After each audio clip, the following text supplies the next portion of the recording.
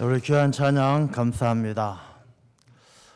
봄이 되어서 봄비가 내리고 있습니다. 우리 모든 성도님들의 삶에도 하나님의 크신 은혜의 단비가 흡족하게 내리는 귀한 계절이 되시기를 축원합니다. 우리가 사람에 대해서 한번 생각을 해보게 되어집니다. 우리 스스로를 생각해 보면 이 사람은 참 묘한 것 같습니다. 능력이 있는 것 같으면서도 한없이 또 연약한 존재가 사람입니다. 이 사람은 물속에 들어가면 숨도 못 쉬고 얼마 지나지도 못하면서 이 잠수함을 만들고 배를 만들어서 바다를 지배하는 것이 사람입니다. 이 사람은 하늘을 날 수 없으면서도 비행기를 만들어서 또 창공을 지배하는 것이 사람입니다. 사람은 한없이 연약하면서도 또 한편으로는 큰 능력이 있어서 마치 못하는 것이 없을 만큼 또 대단한 능력을 보여주는 것이 사람입니다. 사람은 살아가면서 철학이나 가치관을 가지고 마치 이 세상의 모든 이치를 깨달은 것처럼 이야기를 합니다. 우주가 어떻고 뭐가 지구가 어떻게 만들어졌고 뭐 몇만 광년이 떨어져 있고 그렇게 온 세상의 이치를 이 세상의 만물을 다 아는 것처럼 이야기를 하지만 또 정작 자기 자신은 어디에서 왔는지 어디로 가는지 왜 사는지 삶의 궁극적인 목적이 무엇인지를 또 잘 알지 못하는 또 그런 존재이기도 합니다. 성경 말씀에는 그렇게 표현을 하죠. 이 사람에 대해서 표현할 때에 종기에 처한 자나 깨닫지 못하는 자는 멸망하는 짐승과 같다. 사람이 자기가 얼마나 존귀한 자인지 얼마나 어떤 존재인지 깨닫는 사람은 한없이 존귀하지만 자기 자신을 깨닫지 못하는 자는 멸망하는 짐승과 같다. 그렇게 말씀을 합니다. 사람에 대해서 참 이중적인 모습을 보여주는 것이죠. 존귀하지만 깨닫지 못하면 멸망하는 짐승이고 한없이 대단한 능력을 가진 것 같지만 정작 본질적이고 가장 근본적으로 알아야 될 것을 깨닫지 못하는 어리석은 존재이기도 한 그런 존재가 바로 사람이다라는 것입니다. 왜 그럴까요? 왜 사람은 존귀했다가 멸망하는 짐승 같고 대단한 능력이 있는 것 같으면서도 한없이 어리석을까요? 우리가 에베소서 4장 18절 말씀을 보면 이렇게 말씀을 기록을 하고 있습니다. 그들의 총명이 어두워지고 그들 가운데 있는 무지함과 그들의 마음이 굳어짐으로 말미암아 하나님의 생명에서 떠나 있도다. 이렇게 표현을 합니다. 하나님의 생명에서 떠나 있는 사람들은 어두움 속에 있는 것이고 무지하고 마음이 굳어서 어리석은 삶을 사는 것이고 하나님의 생명 가운데 있는 사람은 하나님께서 존귀한 자로 높여주신다는 것이죠. 창세기 보면 노아의 홍수로 하나님께서 물로 심판을 하시잖아요. 그 6장 3절 창세기 6장 3절을 보면 하나님께서 사람들을 심판하시는 이유 중에 하나가 사람이 육신이 됨이니라 이렇게 표현하고 있습니다. 사람이 육신이지 사람이 육신이 된다는 것은 무슨 말일까요? 사람이 사람답게 살려면 육신만으로는 안 된다는 것이죠. 여러분 재판할 때 판사들이 사형수나 아주 흉악한 죄수들에게 판결문을 쓸 때 뭐라고 이야기하느냐 하면 이 사람은 피고인은 인간이기를 거부하였기 때문에 사회적으로 영원한 격리가 필요해서 사형에 처한다든지 무기수로 판결을 내리든지 그렇게 이야기하는 것이죠. 사람이라고 다 똑같은 사람이 아니라 인간이기를 포기하는 사람이기를 포기하는 그런 부분이 있다는 것입니다. 그래서 하나님도 노아의 홍수로 심판하실 때 사람이 육신이 됨이니라. 사람이 육신이 된다는 것은 어떤 의미겠습니까? 하나님께서 사람을 창조하실 때 진흙으로 빚어 만드시고 거기에 하나님의 생기를 불어 넣어 주셔서 생명이 된 것이 사람의 존재잖아요. 사람의 존재는요, 존귀한 존재는 이게 육신만 가지고 되는 것이 아니라 하나님께서 불어 넣어 주신 하나님의 생명이 있어야 돼요. 하나님께서 불어 넣어 주신 생기가 있어야 그 사람이 존귀한 것이지 하나님의 생기가 떠난 에베소서 4장 18절 방금 읽은 말씀처럼 하나님의 생명에서 떠나 있으면 그건 흙덩어리, 진흙덩어리처럼 한없이 어리석고 무지한 존재에 지나지 않는다라는 것입니다. 그래서 우리가 하나님의 생명이 하나님께서 우리에게 주신 그 생기에 의해서 살아가는 사람이 지혜롭고 그 사람이 우리 인생은 어디서 왔는지 어디로 가는지 삶의 목적이 무엇인지 분명히 알게 되고 생명이 된 사람이 하나님께서 주신 축복처럼 이 땅을 정복하고 다스리는 하나님의 형상을 입은 하나님께서 존귀한 자로 여기는 그런 존재로 쓰임받게 되는 줄로 믿습니다.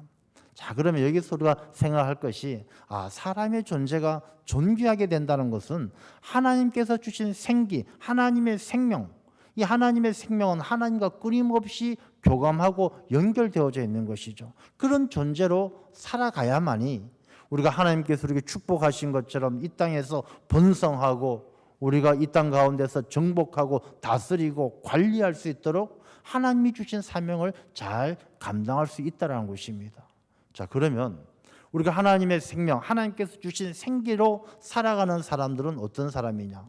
우리가 하나님의 생명, 하나님의 생기 가운데서 살아가려면 이 생기가 양식을 공급받아야 돼요. 먹을 양식이 있어야 돼요. 하나님께서 우리에게 주신 그 생명은 뭘 먹고 사느냐? 하나님의 말씀을 먹고 사는 거예요. 그 성경 말씀은 하나님의 말씀이 영의 양식이다라고 이야기하지 않겠습니까? 그래서 우리가 하나님의 말씀을 가까이 하고 말씀을 늘 묵상하고 하는 이유가 무엇이냐? 하나님의 생명이 내 안에서 살아 역사하기를 원하기 때문에 하나님께서 우리에게 불어넣어 주신 생기가 내 삶의 주인 되는 하나님과 교감하고 하나님의 뜻에 합당하게 살아가는 삶을 소망하기 때문에 우리가 늘 하나님의 말씀을 사모하고 말씀을 의지하는 것이죠. 성경책은 우리가 39, 27, 66권으로 되어 있잖아요. 이 성경책 반을 딱 나누게 되어지면 한가운데 나오는 성경이 바로 시편이잖아요. 이 시편 가운데 119편이 가장 긴 시편이에요.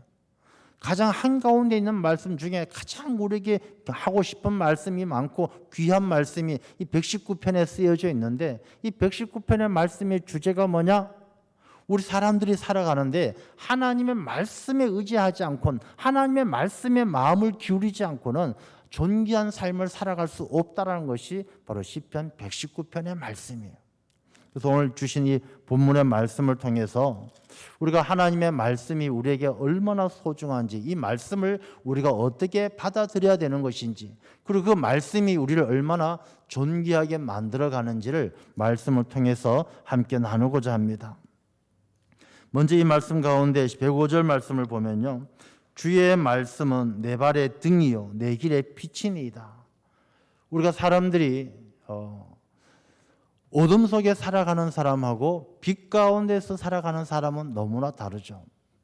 얼마 전에 이렇게 뉴스를 통해서 보았는데 젊었을 이 사람이 태어나면서부터 색깔을 보지 못하는 생명이 외국인인데 생명이 있었어요. 그래서 색을 구분하지 못하고 늘 모든 세상을 흑백으로만 보는 것이죠. 그런데 요즘에 나온 이 안경 가운데 이 색을 보정해주는 그런 아주 안경이 특수 안경이 있더라고요. 그 특수 안경을 친구들이 다 학교 친구들이 돈을 모아서 그 안경을 사서 이 친구에게 생일날 선물을 했어요.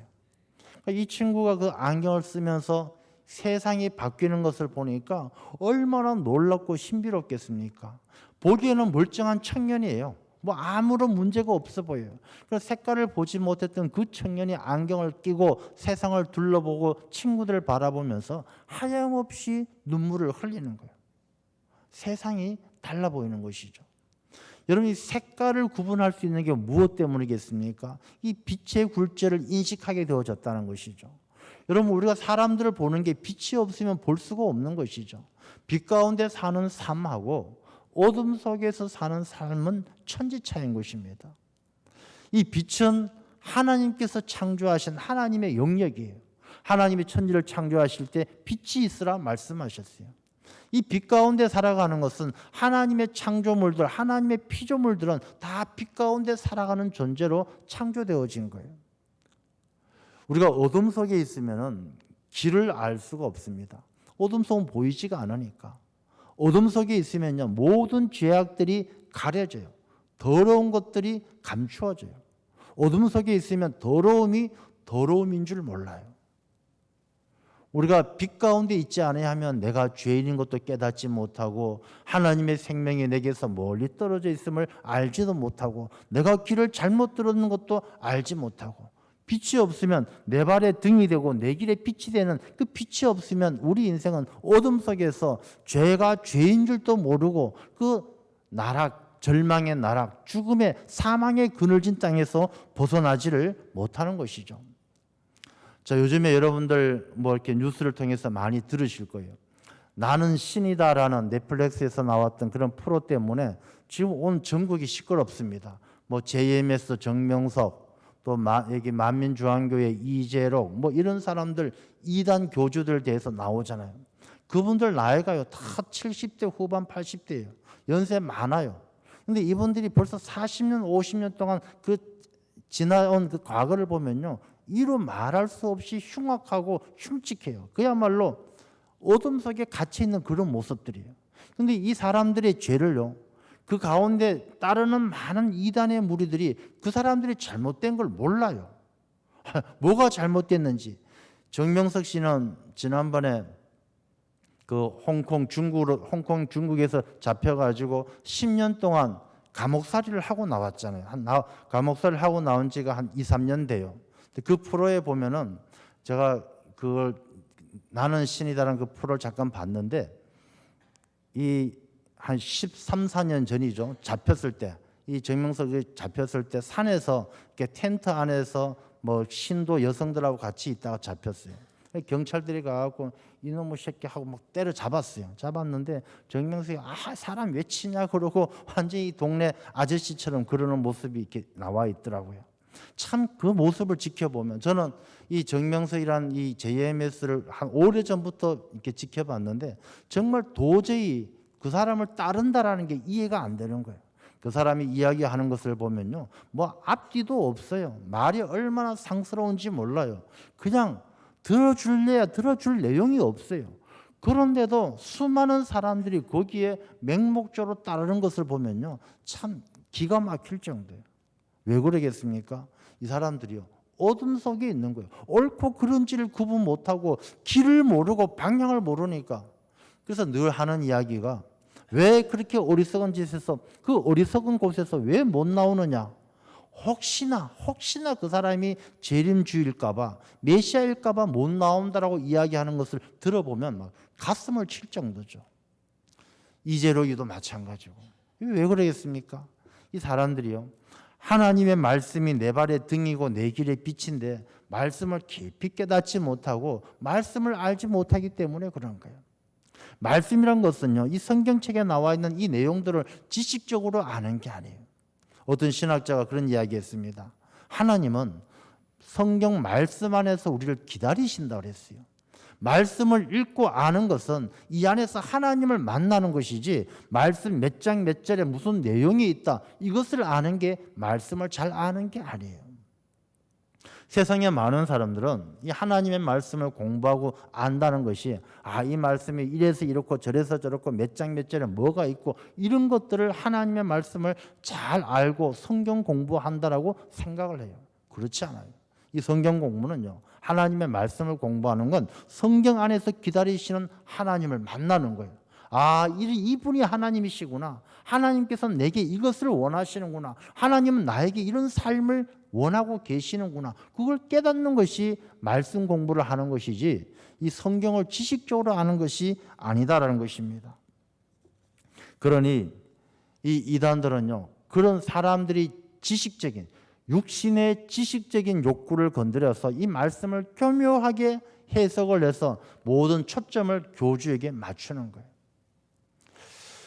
요즘 사람들은 이 말씀 공부하고 설교 듣는 걸 좀 힘들어하는 경향이 있죠. 뭐 물론 저도 그런 경향을 이해하고 저도 그럴 때가 있어요. 이게 이 설교를 듣는다는 게 쉽지 않은데, 근데 가만히 생각해 보면 선교사들을 통해서 듣는 이야기를 들어보면요, 참 우리가 반성해야 되겠다는 생각을 합니다. 요즘에 선교사들이 이야기할 때 가장 많이 영적으로 열심히 있고 부흥하는 나라들이 뭐 중국이나 네팔 이런 곳이랍니다. 그래서 네팔에 있는 선교사들 이야기를 들어보면 그곳에 이 성도들은요, 선교사들에게 그렇게 이야기한대요. 목사님, 선교사님, 뭐 내용은 어떤 내용이라도 상관없으니까 설교 말씀을 길게 해달라고 이야기합니다. 길게. 그냥 뭐 2시간이고 3시간이고. 그래서 그곳에선 예배 드리면요, 기본이 3시간이래요. 길게 해달라고 이야기합니다. 한국은 어떻습니까? 짧게 해줘야 은혜가 된다는 것이죠. 짧게. 그냥 1시간 딱 기다렸다가 1시간 예배 시간 1시간 딱 넘으면요, 일어서서 나가요, 사람들이. 이게 왜 그럴까요? 우리가 길게 해달라, 짧게 해달라, 시간이 중요한 것이 아니라 이 말씀을 사모하는 심령이 우리가 많이 열심히 우리가 약해졌구나, 그런 생각을 하게 되어집니다. 우리가 시편 119편 131절 말씀을 보면요, 이렇게 말씀을 기록하고 있습니다. 131절에 보면 내가 주의 계명들을 사모함으로 내가 입을 열고 헐떡였나이다. 이 말씀이 얼마나 하나님의 말씀을 사모함으로 입을 열고 헐떡였어요. 그냥 목마른 사슴처럼, 목이 마른 강아지처럼 입을 열고 헐떡헐떡 거리면서 물 한 모금을 사모하는 것처럼 하나님의 말씀을 사모한다라는 거예요. 이 시편 119편 성경의 가장 중심에 있는 이 말씀 가운데 이 말씀을 한번 깊이 생각해 보면, 우리가 말씀에 대한 사모함이 너무나 차갑게 식어버렸다, 너무나 열심히 식어버렸다, 그런 생각을 하게 되는 것이죠. 말씀은 내 길에 빛이 되고 내 발에 등이 된다고 그랬습니다. 우리가 말씀을 잘 따라가는 사람은요, 이 말씀이 우리 인생을 하나님의 뜻에 맞게 이끌어 가시는 거예요. 국보급 국문학자라고 이야기하는 양주동 박사가 있습니다. 이 양주동 박사가 옛날에 일본에 유학을 갔어요. 유학을 갔는데 이제 한국의 어떤 학교 다니는 여학생을 좋아하게 되어졌어요. 편지를 보냅니다. 이 편지를 보내니까 이 여학생의 학교에 대학 여대생인데 기숙사에 있는데, 이 편지를 보내면 사감이 기독교 학교예요. 기독교 학교인데 이 사감이 편지를 다 검열을 해요. 옛날엔 그랬었거든요. 이 검열을 했는데 편지를 열어보니까 연애 편지예요. 다 전달을 안 하고 없애버렸어요. 그래서 양주동 박사가 그 이야기를 이제 알고서 그 사감이 기독교인이니까 이 여학생에게 연애 편지를 쓸 때 늘 성경 말씀을 인용해서 보내는 것이죠. 이 연애 편지를 요한일서 4장 7절에 사랑하는 자들아 우리가 서로 사랑하자, 이렇게 보내요. 그럼 우리가 이제 내가 너를 좋아하니까 우리 서로 사랑했으면 좋겠다, 그렇게 보냅니다. 그 다음 편지에 이런 내용을 보내죠. 사랑 안에 두려움이 없고 온전한 사랑이 두려움을 내쫓나니 두려움에는 형벌이 있음이라. 두려워하는 자는 사랑 안에서 온전히 이루지 못하였느니라. 두려워하지 말고 사랑을 키워가자는 것이죠. 그 나중에 프로포즈할 때 마가복음의 말씀으로 사람이 그 부모를 떠나서 그 둘이 한 몸이 될지니라, 이렇게 해서 프로포즈를 해서 결혼에 성공했다는 것입니다. 물론 이것은 그냥 이야기로 들어 넘기는 이야기지만 이 말씀이 우리의 삶 가운데 얼마나 그때그때마다 내 발에 등이 되고 내 길에 빛이 되는가를 우리가 생각하게 하는 것이죠. 우리가 말씀을 잘 따르고 이 말씀을 내 삶의 표대로 삼는다라면 이 말씀이 우리의 삶을 하나님이 기뻐하는 삶으로, 복된 삶으로 인도해 가실 줄로 믿습니다. 그래서 이 성경 말씀을 통해서 보면요, 하나님의 말씀을 체험한 사람, 이 말씀의 능력과 말씀의 맛을 아는 사람은 주의 말씀이 송이꿀보다 꿀보다 더 답니다라고 고백하는 거예요. 여러분들 하나님의 말씀을 깊이 묵상하고 읽으면서 그런 체험 해보셨습니까? 이 말씀을요, 정말 어떤 때는 읽어보면 이 성경책을 마치 덮을 수가 없을 만큼 말씀이 꿀보다 더 달고 시원한 냉수보다도 더 시원하고 더 내게 깊은 은혜를 줄 때가 있어요. 왜? 하나님의 말씀의 맛을 깨달았기 때문에, 말씀 속에서 하나님의 은혜를 알고 하나님을 만났기 때문에 우리에게 그런 경험이 필요한 줄로 믿습니다. 이 말씀이요, 내게 꿀보다 더 달아야 돼요. 이 말씀이 내가 주의 계명을 사모하여 내가 입을 벌려서 헐떡이는 것처럼 내 목마른 사슴처럼 그렇게 간절할 때 내 입에 주어지는 한 모금의 시원한 냉수처럼 이 말씀이 내게 힘이 되고 내게 능력이 되어야 한다는 것입니다. 그러면요, 우리 인생이 달라지는 거예요. 하나님의 말씀은 서두에 말씀을 드린 것처럼 하나님의 생명이, 하나님의 생기가 하나님과 교감하면서 하나님의 능력이 내 삶에 나타나서 내 삶이 변화되게 하는 것이 하나님의 말씀이에요. 이 하나님의 말씀이 영의 양식이 되어서 이 영의 양식을 우리가 흡족하게 먹을 때에 이 영의 양식은 내 안에 생명을 일깨워서 하나님의 생명이 나타나게 만든다는 것입니다. 그래서 이 성경 말씀은 하나님의 말씀이 우리의 삶을 변화시켜서 하나님의 자녀로 바꾸어 주셔요. 이 말씀은 우리가 하나님의 자녀가 되는, 하나님의 자녀로 입양할 수 있는 입양 안내서예요. 우리가 아무리 하나님을 사랑한다, 하나님 좋아한다, 우리가 하나님을 사랑하고 좋아하면서 맨날 뭐 나쁜 짓 하고 놀러 다니고 예배 안 드리고 그러면서 하나님 좋아한다, 내 마음은 하나님한테 있다, 하나님의 자녀가 될 수 있겠습니까? 안 되는 거예요. 우리가 아무리 마음은 있어도 우리의 마음만 가지고 되는 것이 아니라 하나님의 말씀에 합당하게 살아가야 그 사람의 삶이 변화되어져야 옛사람이 죽고 새 사람으로 거듭나야 하나님의 자녀가 된다라는 것을 이 성경 말씀은 입양 안내서처럼 우리가 어떻게 살아야 하는지를 가르쳐 주시는 거예요. 우리가 잘 알고 있는, 잘 많이 들어본 목사님 중에 김익두라는 목사님이 계셔요. 다 들어보셨을 거예요. 유명한 깡패였다가 나중에 목사님이 되신 분이죠. 이분이 황해도 안악군의 사람인데요, 처음부터 이 사람이 깡패고 뭐 유명한 양아치였느냐? 그렇지 않아요. 원래 이 김익두라는 분은 16살 때에 아주 총명하고 공부를 열심히 해서 16살에 서울에 한양에 과거를 보러 갔습니다. 과거를 보러 갔는데 과거에 낙방을 했어요. 얼마나 낙심이 되겠습니까? 자기 고향으로 돌아온 김익두 청년은 이제 자기는 공부를 포기하고 장사를 해야 되겠다. 장사를 시작합니다. 근데 장사가 마음대로 됩니까? 장사가 쫄딱 망한 거예요. 공부도 안 되고 장사도 안 되고 자기 인생의 길을 잃어버렸어요. 방향을 잃어버렸어요. 그래서 이 사람은 자포자기하면서 이제 한 17, 18, 그 한참 혈기왕성한 때에 술에 빠지고 노름에 빠지고, 그렇게 술과 노름에 빠지다 보니까 맨날 싸움박질 하다 보니 이 동네에 김익두 저 인간은 인간 안 된다 소문이 나는 것이죠. 그래서 황해도 안악군에서는 시장이 열 때마다 이 김익두 안 만나게 해달라고 지나가던 성황당을 볼 때마다 사람들이 빌었다는 것이죠. 아이고 성황당 우리 제발 김익두 안 만나게 해주세요. 그러면서 다닐 정도로 고약한 사람이었다는 것이죠. 그러던 어느 날 김익두가요, 길을 가는데 선교사가 전도지를 나눠주고 예수 믿으세요, 예수 믿으세요. 이 김익두가 전도지를 딱 봤더니만은 그 전도지를 가지고 어떻게 하느냐, 코를 휑 하고 푸는 거예요. 코를 확 풀어가지고 선교사한테 주면서 얘따 코 잘 풀었다 가져가라 하고 줬어요.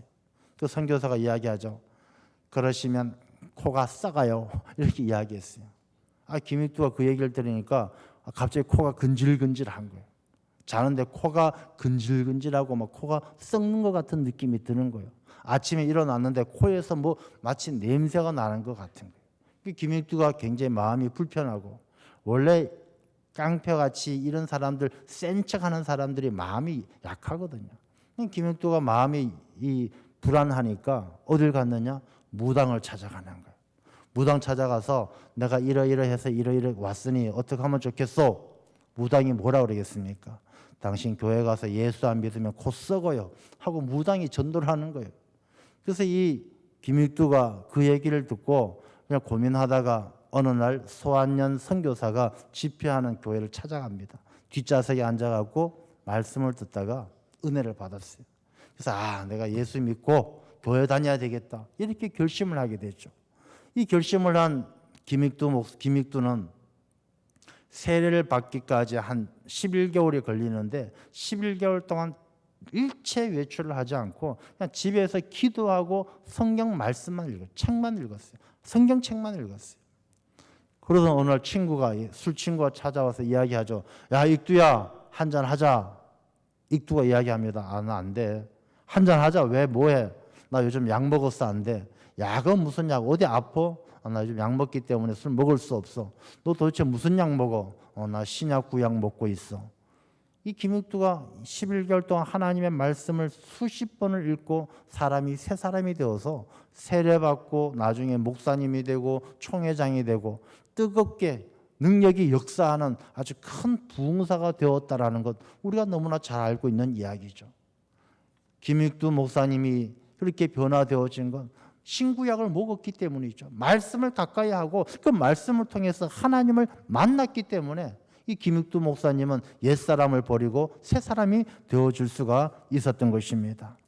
말씀은 우리에게 그런 힘과 능력이 있는 줄로 믿습니다. 우리가 말씀을 가까이 하지 않으면 우리 삶이 바뀌지가 않아요.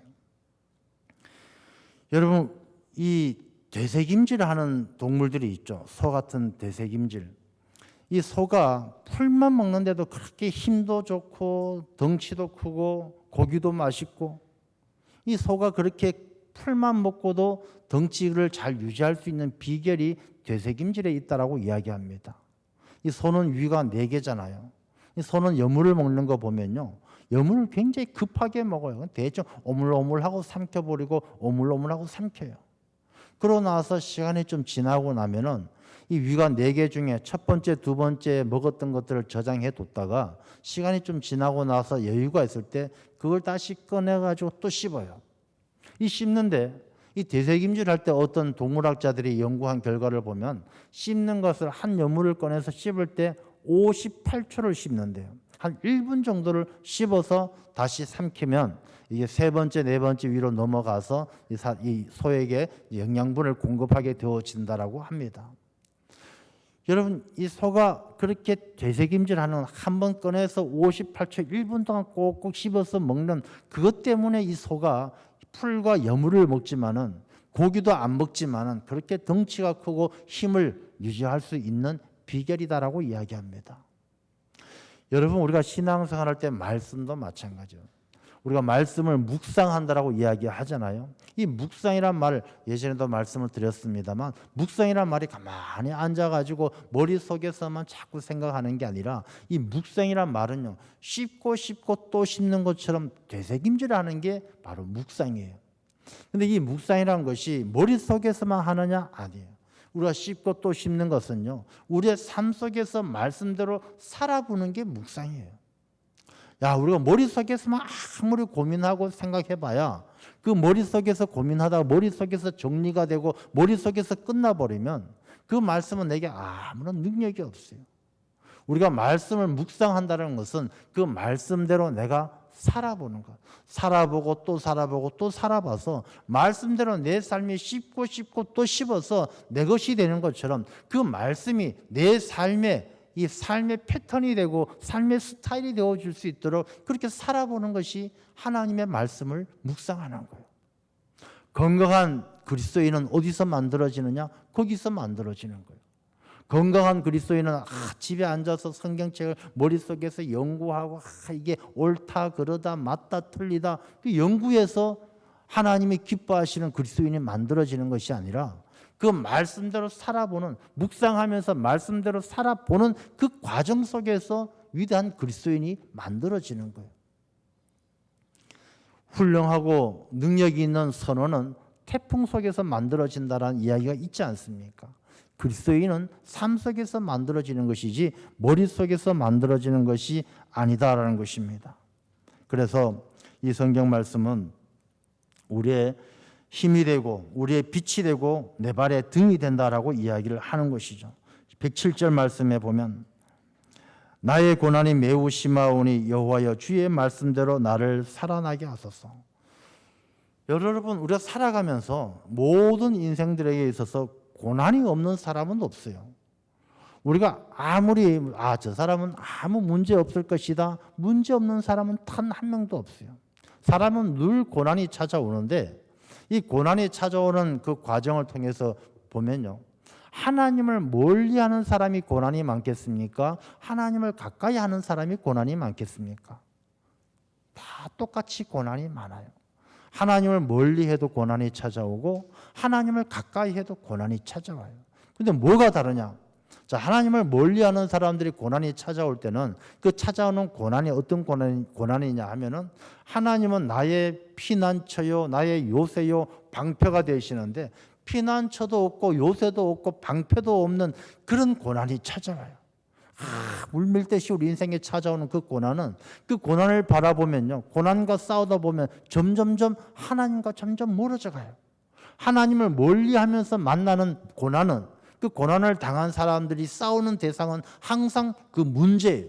나를 힘들게 하는 그 문제와 싸우다 보면 이 세상의 문제를 이기지 못하고 마침내 그 문제에 져버려서 어둠 속에 사망의 그늘진 땅에서 낙심하고 죽어갈 수밖에 없는 것이죠. 이 하나님을 멀리하면서 당하는 고난을 즐기는 존재가 있어요. 사탄은 그걸 즐겨요. 사탄은 목적이 뭐냐? 우리에게서 뭘 뺏어가기를 원하느냐? 시간을 뺏어가기를 원해요. 우리가 살아가는 시간은 유한합니다. 사람은 다 누구나 유한한 존재고 뭐 50년이든 100년이든 그 짧은 시간을 살아가요. 그 시간 속에서 하나님과 함께하지 못하도록 우리의 시간을 뺏어가는 거예요. 여러분, 우리가 하나님과 함께하지 않는 시간, 이 뺏어가는 시간은, 하나님과 함께하지 않는 시간은 마귀의 시간이에요. 마귀가 훔쳐간 시간이에요. 그래서 마귀는 사람들이 하나님과 멀어지면요, 고난과 싸울 때 그걸 보고 즐기다가 이 사람이 점점 멀어지면 나중에는요 내버려둬요. 내버려두면 하나님과 멀어진 사람은 야, 이제는 뭐 내가 그 문제만 극복하면 아무 어려움이 없겠다라고 생각하지만 이미 하나님과 멀어진 그 자체가, 성경 말씀에 보면 하나님께서 상실한 마음대로 내버려 두사, 하나님을 떠난 그 마음을 내버려 두사 이미 그 사람은 하나님의 형벌을 받은 거예요. 그럼 하나님과 가까이 하는 사람들은 왜 고난이 찾아오느냐? 하나님과 가까이 하는 사람들은 이 고난이 찾아오는 것이 마귀는 자꾸 방해하고, 하나님을 의지하는 사람은 하나님께서 자꾸 지켜주시는 거예요. 하나님은 우리의 피난처가 되고 방패가 되시고 요새가 되시요. 그럼 사람은, 하나님과 가까이 하는 사람은 찾아오는 고난을 어떻게 하느냐? 하나님을 멀리하는 사람은 문제하고 싸우지만 하나님을 가까이 하는 사람은 어렵고 힘들수록 하나님과 싸우는 거예요. 하나님 약속대로 나 살려주십시오. 오늘 본문의 말씀이 그 말씀을 하는 것이죠. 나의 고난이 매우 심하오니 여호와여 주의 말씀대로 나를 살아나게 하소서. 하나님, 나 살아나게 해주신다고 말씀하지 않았습니까? 지켜주신다고 말하지 않았습니까? 하나님하고 싸우는 거예요. 하나님하고 싸운다는 것은 치고받고 싸우는 것이 아니라 죽자 사자 하나님만 붙든다는 것이죠. 그럼 하나님하고 가까이 하는 사람은요, 마침내 하나님 편에 서게 되는 거예요. 하나님께서 그래, 내가 줬다. 너 이젠 야곱이 아니라 이스라엘이다. 내가 너한테 줬다. 너 이제 너 뜻대로, 너 믿음대로 내가 다 함께 할게. 하나님께서 손들어 주시는 거예요. 그래서 하나님의 말씀은 바로 그걸 우리에게 교훈해 주시는 거예요. 누구나 다 인생에 고난이 찾아오지만 하나님을 멀리하면서 사는 사람은 그 고난을 찾아오는 고통을 주는 문제하고 싸우다가 그 문제 때문에 하나님을 영원히 잃어버리게 되는 것이고, 하나님을 가까이 하다가 고난을 당하는 사람은 그것 때문에 하나님을 더 가까이 하게 되어지고 그것 때문에 하나님의 사람이 된다는 것입니다. 그것이 바로 말씀의 능력이에요. 말씀이 우리에게 오늘 110절의 말씀처럼 주의 말씀대로 나를 살아나게 하소서, 그렇게 이야기하지 않습니까? 그 다음에 보면요, 108절에 보면 여호와여 구하오니 내 입이 드리는 자원제물을 받으시고, 내 입이 드리는 자원제물이 무엇입니까? 기도와 찬양이에요. 나 하나님께 기도하고 찬양할 테니 주의 공의를 내게 가르치소서. 하나님께서 내 삶을 공의롭게 올바른 길로 이끌어 주옵소서. 109절의 말씀을 보면 나의 생명이 항상 위기에 있사오나 내가 세상 가운데 죽고 살고 위협을 당해도 나 그런 것을 다 상관없이 나는 주의 법만 잊지 아니하나이다. 하나님의 말씀만 붙들고 살겠습니다. 내가 살고 죽는 것, 병들고 고침받는 것 다 하나님의 뜻 가운데 있으니 하나님께서 내 모든 삶을 주장하시고 나는 하나님의 말씀대로만 살겠습니다. 고백하는 거예요. 그 다음에 말씀을 보면요, 111절 말씀해 보면 주의 증거들로 내가 영원히 나의 기업을 삼았사오니 이는 내 마음의 즐거움이 됨이니이다. 주의 증거들로 내가 영원히 나의 기업을 삼았다는 것은 하나님께서 말씀하신 대로 이루어 주시고 말씀대로 살아가는 사람에게 등이 되시고 빛이 되시는 것, 그걸 나의 삶으로 삼았다는 거예요. 나의 기업으로 삼았다는 것은 그게 내 인생이 되고 그게 내 삶이 되어졌더니 그것이 나의 마음속에 즐거움이 된다. 내가 기쁘고 감사하는 삶을 살아간다는 것입니다. 그래서 이 말씀이 가장 중요한 게 무엇이냐면요, 111절이에요. 112절입니다. 내가 주의 율례들을 영원히 행하려고 내 마음을 기울였나이다. 그래서 우리의 마음을 어디로 기울여야 되느냐? 하나님의 말씀으로 내 마음을 기울여야 돼요. 기울인다는 것은 뭐냐? 의지예요, 의지. 내가 하나님의 말씀대로 살겠다. 하나님의 말씀을 깨닫고 하나님의 말씀에 순종하겠다라고 내 마음을 기울여서 내가 의지를 하나님의 말씀을 순종하겠다는 의지를 가져야 된다는 것입니다. 이 아담과 하와가 선악과를 먹을 때 뱀이 와서 유혹을 합니다. 근데 선악과를 먹으면 너는 하나님과 같이 된다 하고 유혹할 때 이 아담과 하와가 마음이 하나님의 말씀에 순종하기로 기울였다라면 사탄아 물러가라, 이놈의 뱀 잡아먹기 전에 빨리 가라 라고 했을 거예요. 선악과 안 따먹을 수 있었을 거예요. 그러나 이 마음속에 나도 하나님같이 되고 싶다라고 그 마음이 교만해서 이게 불순종으로 기울여졌기 때문에 선악과를 따먹고 죄가 우리 인류 가운데 들어온 거예요. 여러분, 우리가 내 마음이 어디로 기울여져 있는가에 따라서 우리가 의인이 되기도 하고 죄인이 되기도 합니다. 죄의 의지가 있으면 죄인이 되는 것이고 의의 의지가 있으면 의인이 되는 거예요. 내가 믿기로 하고 말씀대로 순종하기로 하고 하나님을 따르기로 한다면 우리가 그런 의지가, 내 마음을 그렇게 기울이면 하나님의 사람이 되는 거예요. 그러나 내가 욕심대로 살고 내 즐거움대로 살고 내 좋아하는 것만 따라가기로 마음을 기울이면 죄인의 길에 서는 거예요. 우리가 내 마음을 하나님의 말씀을 따라 기울여지는 하나님의 사람이 되어야 할 줄로 믿습니다. 믿음의 의지, 순종의 의지가 우리에게 꼭 있어야 할 줄로 믿습니다. 기도하겠습니다.